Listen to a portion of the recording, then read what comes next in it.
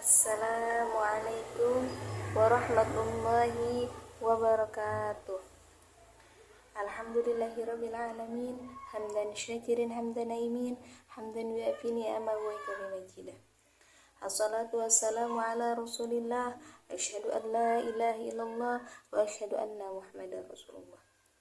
Rabbi israh li sadri wa yassir li amri wahlul 'uqdatam min lisani yafqahu qawli. Amma ba'du. Qala Allah Ta'ala fil Qur'anil Karim, a'udzu billahi minasyaitonir rajim. Bismillahirrahmanirrahim. Wa min ayatihi an khalaqa lakum min anfusikum azwajan litaskunu ilaiha wa ja'ala bainakum mawaddatan wa rahmah. Inna fi dzalika laayatin liqaumin yatafakkarun. Shadaqallahul 'azim. Alhamdulillahirabbil alamin. Pertama-tama marilah kita menjadikan puji syukur kepada Allah Subhanahu wa taala yang mana telah memberikan kita kesehatan iman, Islam, juga ihsan.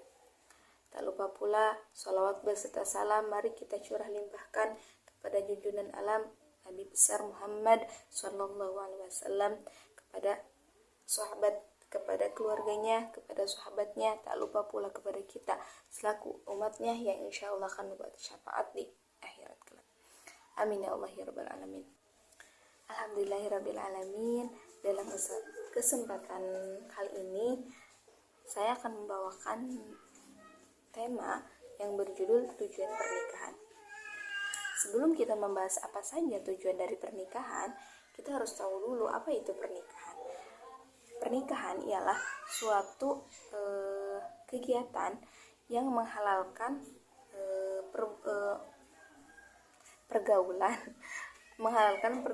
pergaulan antara laki-laki dan perempuan yang telah melalui akad ataupun sikot mereka dalam pernikahan untuk hidup bersama, sehingga dapat membentengi diri kita dari perbuatan maksiat yang diharamkan oleh syariat. Oleh karena itu Allah memerintahkan kita untuk melaksanakan pernikahan. Begitupun Rasulullah juga menganjurkan kita untuk melaksanakan pernikahan itu sendiri. Adapun dalil perkawinan atau pernikahan dalam Islam, salah satunya termaktub atau terdapat dalam Al-Quran surah An-Nur ayat 32 yang berfirman, Bismillahirrahmanirrahim, wa ankihul ayyama minkum wassalihina min ibadikum wa imaikum iyyakunu fuqara yughnihimullahu min fadli wallahu wasi'un alim, yang artinya, dan kawinkanlah orang-orang yang sendirian di antara kamu dan orang-orang yang layak berkawin dari hamba-hamba sahayamu, yang lelaki dari hamba-hamba sahayamu dan perempuan. Jika mereka miskin, Allah akan memampukan mereka dengan karunia-Nya, dan Allah Maha Luas lagi Maha Mengetahui. Surah An-Nur ayat 32. Baik, itu salah satu dari anjuran untuk bagi umatnya, untuk kita, untuk melaksanakan pernikahan.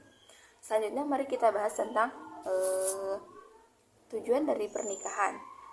Ada beberapa yang telah saya rangkum dari buku Merajut Kebahagiaan Keluarga Jilid 1. Yang pertama itu melaksanakan sunnah Rasul. Kenapa dalam tujuan pernikahan sunnah Rasul termasuk dalam tujuannya?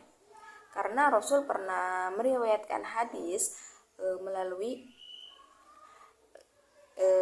Sayyidah Aisyah radhiyallahu anhu, beliau bersabda, yang artinya menikah adalah sunnahku.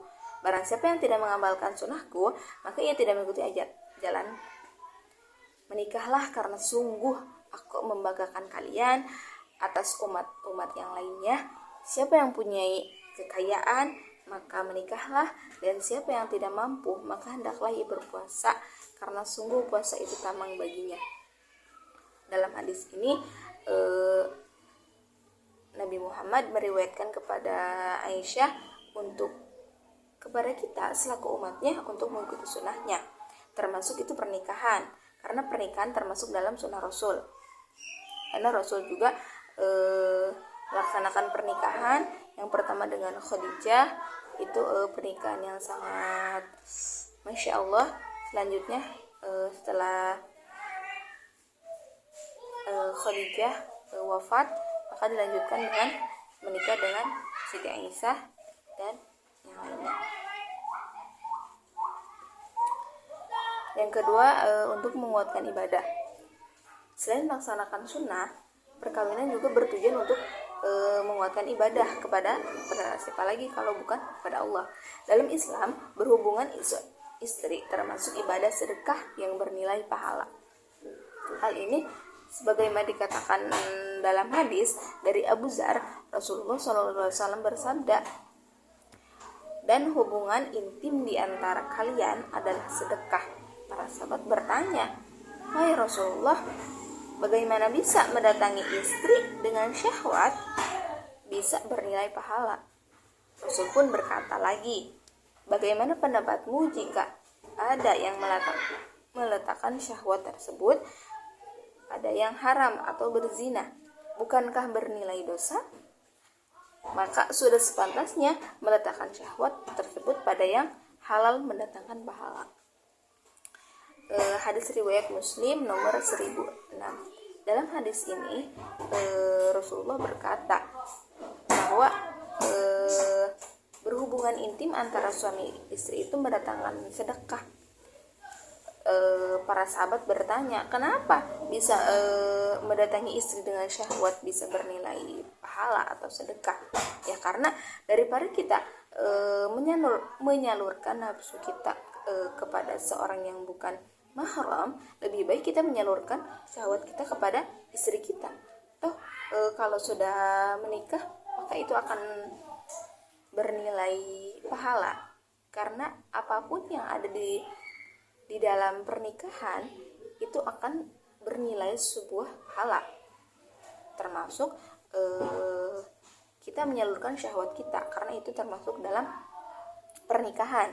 Oleh karena itu, daripada kita menyalurkan kepada orang yang tidak halal untuk kita, lebih baik kita menyalurkan kepada yang sudah halal bagi kita, yaitu istri kita. Oleh karena itu kita harus melaksanakan pernikahan untuk menjadi halal apa yang kita kerjakan itu, termasuk menyalurkan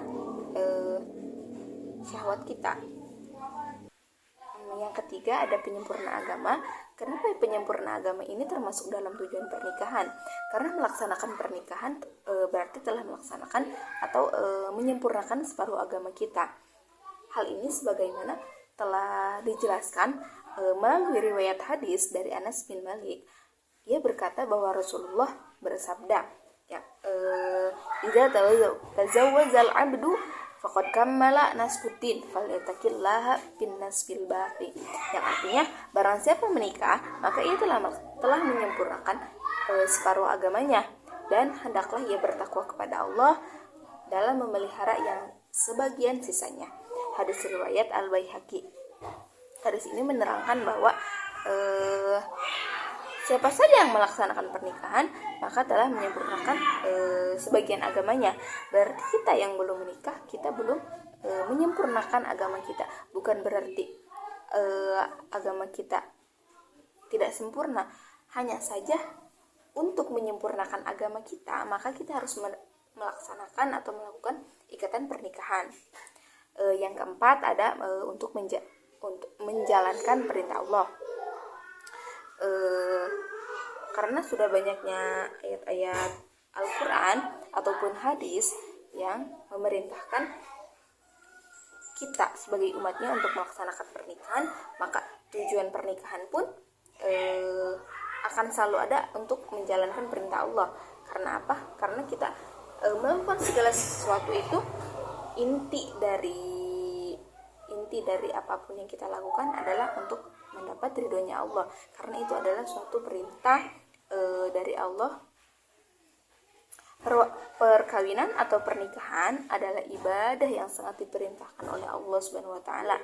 Perintah ini telah banyak disebutkan dalam Al-Qur'an, salah satunya surah Ar-Rum ayat 21. Allah berfirman yang artinya, dan di antara Tanda-tanda kekuasaannya ialah menciptakan untukmu istri-istri dari jenismu sendiri supaya kamu cenderung dan merasa tentram kepadanya, dan dijadikannya di antara kamu rasa kasih dan sayang. Sesungguhnya apa yang demikian itu benar-benar terdapat tanda-tanda bagi kaum yang kafir. Surah Ar-Rum ayat 21. Sebagai umat Islam tentunya akan selalu melaksanakan apapun yang diperintahkan oleh Allah, entah itu ibadah, sholat, puasa, zakat, ataupun apapun, termasuk menjalankan perintahnya yaitu pernikahan. Allah memang tidak memberatkan umatnya untuk melaksanakan pernikahan dengan bentuk yang megah. Hanya saja pernikahan yang sakral ialah pernikahan yang adanya akad antara adanya syarat-syarat dari pernikahan, karena syarat-syarat pernikahan tidak begitu membebani suatu umatnya. Hanya saja kultur atau budaya dari daerah tertentu yang memberatkan kaum laki-laki maupun perempuan untuk melaksanakan pernikahan. Selanjutnya yaitu ada kelima. Yang kelima itu mendapatkan keturunan. Pastinya di saat kita melaksanakan pernikahan, kita ingin memiliki keturunan. Itu termasuk dalam tujuan pernikahan. Dengan melakukan perkawinan, umat manusia tentu akan mendapatkan keturunan yang melalui anak-anak mereka. Keturunan juga termasuk anugerah atau rezeki, dan salah satu jalan investasi di akhirat, sebab doa anak yang soleh kepada orang tuanya dapat menjadi amal yang tidak pernah terputus pahalanya bahkan setelah meninggal dunia. Oleh karena itu, di saat kita ingin memiliki keturunan yang baik, maka kita harus menseleksi atau mencari pasangan yang benar-benar akan menjadi bibit atau menjadi imam atau maupun istri untuk kita mendapatkan anak yang solehah. Karena kalau kita mendidik anak dengan sangat baik ataupun diri kita memang cukup baik dalam segi agama, maka dalam mendidik anak kita tidak akan kesusahan, termasuk dalam segi agama. Oleh karena itu, bila kita ingin memiliki anak yang soleh, solehah, maka carilah pendamping hidup yang bisa menuntun kita dan anak kita di jalan Allah. Yang keenam ada menjaga kesucian diri. Pernikahan atau perkawinan dapat menjaga kesucian diri seorang laki-laki maupun perempuan yang memiliki hubungan tanpa menikah dapat menyebabkan timbulnya nafsu yang menjurus kepada perbuatan maksiat. Bila kita sudah menikah, kita telah memiliki ikatan pernikahan, maka nafsu yang ingin kita salurkan itu akan bernilai pahala. Seperti tadi poin yang telah saya berikan, bahwa bila kita memiliki syahwat, kalau kita menyalurkan kepada istri kita, kepada suami kita, maka itu akan bernilai pahala dan tidak akan menimbulkan maksiat atau dosa. Oleh karena itu, Rasulullah pun telah menganjurkan bagi orang yang telah mampu menanggung beban pernikahan untuk segera menikah. Sedangkan bagi orang yang belum mampu, meskipun menginginkannya, ia dianjurkan untuk berpuasa sebagai cara mengendalikan nafsu. Bila entah itu perempuan ataupun laki-laki, bila sudah mampu menanggung beban pernikahan, entah itu dari segi finansial maupun batinnya, maka untuk segera menyegerakan pernikahan. Tapi bila ada seorang yang dia belum bisa untuk menanggung pernikahan itu sendiri, tapi sudah ingin menikah, sebaiknya Rasulullah menganjurkan untuk berpuasa dengan cara karena berpuasa itu akan mengendalikan kita dari nafsu. Yang terakhir ada tujuan pernikahan itu yang terakhir untuk memperoleh ketenangan. Melalui perkawinan akan membuat seorang muslim merasakan ketenangan dalam hati dan ketentraman jiwa.